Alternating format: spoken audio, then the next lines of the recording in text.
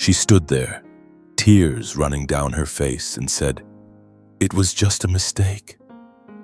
But after 30 years of marriage, how do you call betrayal a mistake? A mistake is forgetting to turn off the stove. Sleeping with someone else while I was fighting for our family? That's a choice. A cruel, deliberate choice. And in that moment, I didn't yell. I didn't beg. I simply looked her in the eyes, set down my wedding ring, and let her watch me walk out the door. If you've ever had to choose dignity over love, this story is for you. They say you know when something's off, and they're right. I started noticing the little things first. Linda began coming home later than usual. She always had a reason: traffic, grocery line, bridge club running late. But it wasn't the reasons that got to me. It was her smile. That smile used to mean something. It used to calm my nerves after a long day working at the firm. But lately, it felt empty, forced, like she was trying to hide something behind it. One night I sat in my recliner watching the evening news. She walked in just past 9 p.m., said she lost track of time at coffee with a friend. Her lipstick was smudged. Her eyes wouldn't meet mine. And that perfume she wore? It wasn't the kind she used to wear for me. I didn't say anything. Not that night. When you've been married over 30 years, you learn when it's best to stay quiet and when it's time to listen to what isn't being said.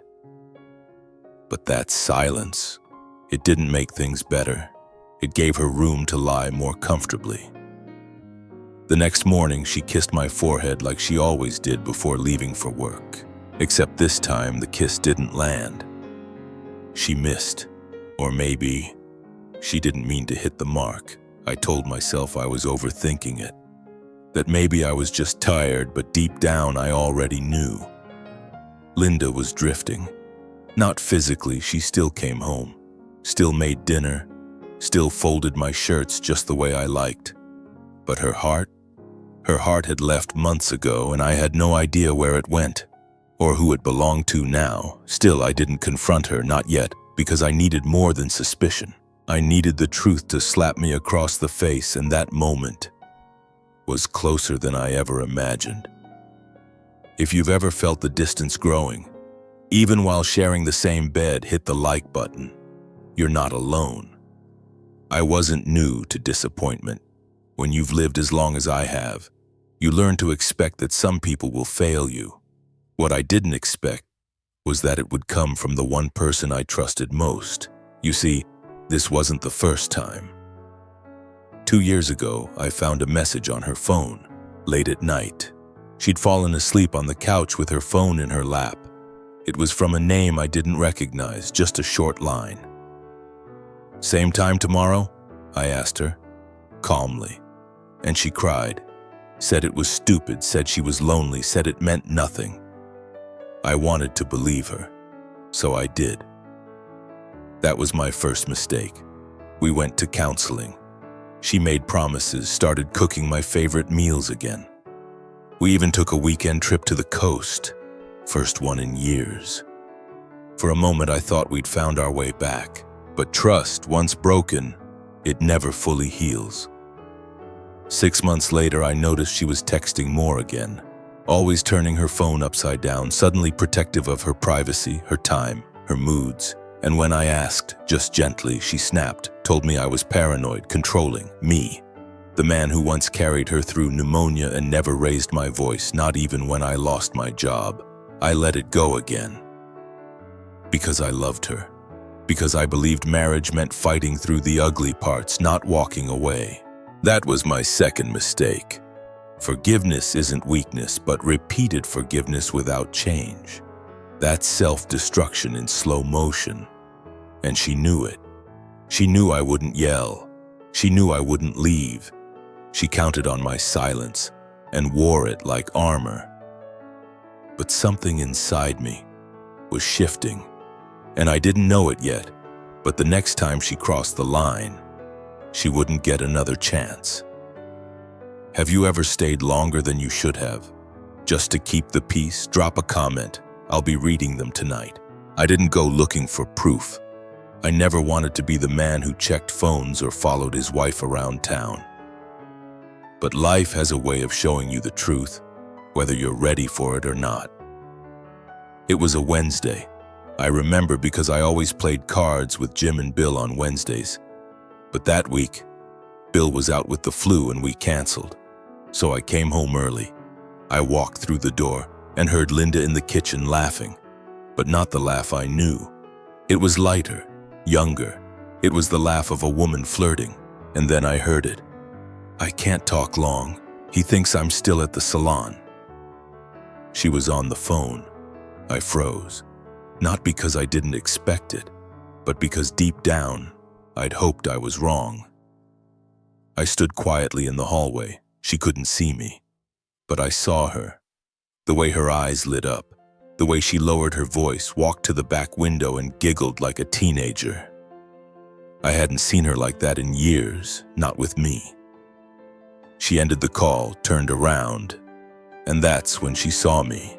Her smile vanished, color drained from her face, and in that silence, the truth screamed louder than any words could. She tried to explain, said it was a joke, said it was her cousin, said I was misunderstanding, but you can't mishear a lie. You can't unsee the truth. Something inside me shifted in that moment. Not rage, not sadness, just a quiet clarity, the kind that tells you, this is the line, and it's finally been crossed. If you've ever stood in silence, realizing everything changed in one moment, hit the like button. I felt that too. Linda stood there, frozen, still holding her phone like it was a shield, but there was nothing left to protect. Her eyes darted around the room like a child caught stealing. She opened her mouth, but for once no words came out. And I didn't yell. I didn't ask who he was. I didn't even flinch. I just looked at her. Really looked. At the woman I once trusted with every part of my life. At the woman who now looked like a stranger in our kitchen. Finally, she whispered, "Grant, I didn't mean for you to find out like this." I said nothing. She stepped closer. Her hands trembled. "It was a mistake. I got lonely. You've been distant. Her voice cracked. "I'm sorry." But sorry doesn't undo deliberate choices. Sorry doesn't erase weeks or months of lies. Still, I stayed calm because I had already felt all the anger I had to feel, and what remained was clarity. "You knew exactly what you were doing," I said softly. "Every time you texted him, every time you lied, you weren't confused, you were careful." Tears welled up in her eyes. She dropped to her knees and begged, "Please don't leave. I'll stop. I'll fix it. I love you, Grant." I wanted to believe her. God knows I did, but I'd already believed her twice, and a man only gets played for a fool so many times before he finally folds his hand. I walked past her, no shouting, no drama, just silence. And as I stepped into the bedroom, I realized something. This wasn't a fight. This was a funeral, the funeral of the life we built together. And she was the one who buried it. If you've ever reached the point where you felt nothing anymore, not even anger, leave a comment. That silence, it speaks louder than rage. I didn't sleep that night, not because I was angry, but because I was finally at peace with what I had to do. At 5:30 the next morning, I brewed a pot of black coffee, just for me. She usually made it, but not today. The house was quiet. Linda was still in the bedroom. I didn't check if she was awake. I didn't care anymore. I opened the closet and pulled out a single suitcase. I didn't need much. A few shirts, a pair of boots, my shaving kit. The rest, let it stay behind with the version of me that used to believe her. On the dresser, I saw a photo of us taken on our 25th anniversary trip to Colorado. We were smiling in that picture, but now I didn't even recognize the man in it. Before I zipped the suitcase, I reached into the top drawer and pulled out my wedding ring. I hadn't taken it off in over 30 years, even through surgeries, tough winters, and losing my father. That ring stayed, but not today. I laid it gently on her nightstand, not to hurt her, but to mark the end of something sacred that she had thrown away. I walked to the front door, keys in one hand, bag in the other. Then I paused. She was standing at the end of the hallway, wearing that old sweater I bought her in Santa Fe. Tears streamed down her face. "Don't go," she whispered. "I'll change. We can fix this." But I didn't move, didn't speak, just looked at her one last time and turned the knob. As the door closed behind me, I felt the air shift, like I'd just walked out of a burning house, finally safe from the smoke. She watched me leave, and for the first time, I didn't look back. If you've ever walked away not in anger, but in quiet strength, hit subscribe. This isn't just my story. It might be yours too. I didn't drive far, just outside the city to an old cabin I hadn't used in years. It belonged to my brother before he passed. Now it's just mine. Quiet, still, untouched by betrayal. As I stepped inside, the air smelled of cedar and old books. Dust hung in the light like memories waiting to settle. I dropped my bag by the door and stood there for a while, just breathing. No shouting, no tension. No need to pretend everything was fine. For the first time in a long time, so I was alone, but not lonely. I made a fire, not because it was cold, but because I needed something warm that didn't lie to me. I poured myself a glass of bourbon, sat in the old recliner, and listened to the fire crackle. Funny thing is, I didn't cry. Not even a tear, because the grief had already passed. It had burned away slowly over years of disappointment and second chances. What was left wasn't sadness. It was space, room to think, room to breathe, room to remember who I was before everything became about fixing what she kept breaking.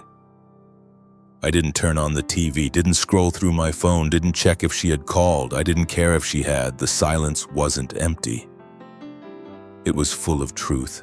And as I sat there watching the flames flicker, I whispered to myself, "You did the right thing." Not because it was easy, but because it was necessary. I'd spent too many years fighting for a woman who stopped fighting for me. Now it was time I started fighting for myself. If you've ever found peace in a place no one else could touch, hit like. Some of us don't need noise. We just need stillness.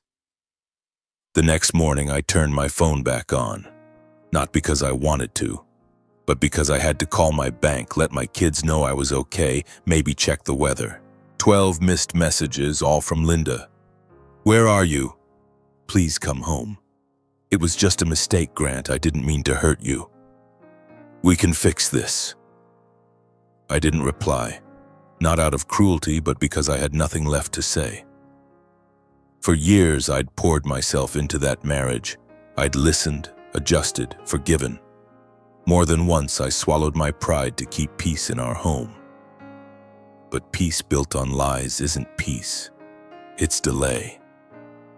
And now? Now her words felt like echoes from a house I no longer lived in. That afternoon, she called. I didn't answer. She texted again. "Do you remember the little diner where we had our first date? I'm here now. Please come." I stared at the message for a moment, then turned the phone face down. Let her sit there. Let her remember. Let her feel what it's like to wait and not be chosen. I wasn't doing it to punish her. I wasn't playing games. I was healing. For the first time in decades, my well-being didn't depend on her reaction. My day wasn't held hostage by her moods. My heart wasn't sitting in the palm of someone else's hand. That night, I stood outside the cabin, stars overhead, a gentle breeze, and not once did I think about going back. Because once you taste peace, chaos loses its flavor. If you've ever stopped replying, not out of hate, but out of growth, leave a comment. Sometimes silence is the answer. The silence didn't last long. By the end of the week, the texts turned frantic. "Grant, people are asking about you. What do I tell them?" "I'll do anything. Please don't give up on us. You just left. How can you be so cold?" It was strange. For years, she could lie to my face without flinching. But now, when I said nothing, she unraveled. She sent photos of our wedding day, of our kids when they were small, of a letter I wrote her back in '98 when we were still in love. And maybe years ago, those things would have broken me. But not now. I looked at those pictures and didn't feel nostalgia. I felt clarity. I wasn't walking away from a life. I was walking away from someone who had already left it long before I did. Linda even called my daughter, told her I was having a breakdown, said I needed help, that I was being irrational. That's when I knew. She wasn't trying to win me back. She was trying to control the narrative. That same soft manipulation I once mistook for love. But not this time. I called my daughter. Told her everything. I didn't badmouth her mother. I just told the truth, plain and quiet. And my daughter? She didn't cry. She just said, "I'm proud of you, Dad." That hit me harder than any of Linda's pleas, because for the first time in a long time I was showing my children that boundaries matter. That being a good man doesn't mean being a doormat. That night I deleted the messages, not in anger, in freedom. I didn't need to reread pain. I was finally living in peace. Not in memory, not in reaction, but in the present. If you've ever let go not just of a person, but of the version of yourself that tolerated less than you deserved, hit that like button. You've earned your peace. There's a strange kind of strength in starting over when no one's watching. I didn't post about it, didn't make some grand announcement, no public closure, no bitter speech. I just began again. The first thing I did was fix the old screen door at the cabin. It used to creak every time the wind blew through. Small thing, but fixing it made me feel capable again.